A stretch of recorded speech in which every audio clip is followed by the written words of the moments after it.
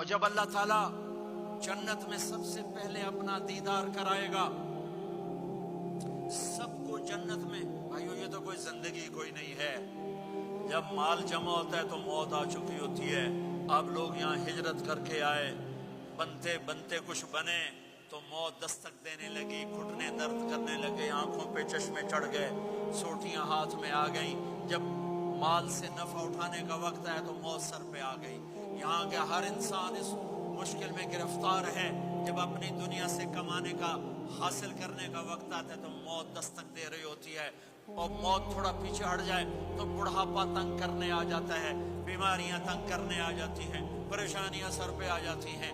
موت کے بعد اگر اللہ راضی ہو گیا تو جنت کی زندگی شروع ہونے والی ہے. جنت کی زندگی شروع ہونے والی ہے جس میں اللہ تعالیٰ سب سے پہلا جو ویلکم کرے گا جنت والوں کو، وہ یہ نہیں کہے گا میرے ایمان والے آ گئے، تہجد والے آ گئے، نمازی آ گئے.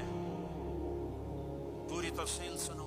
اللہ تعالیٰ جب جنت میں بٹھا دے گا جنتی مرد جنتی عورت.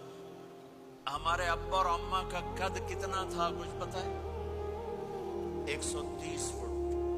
کتنا بھائی؟ 130 فٹ.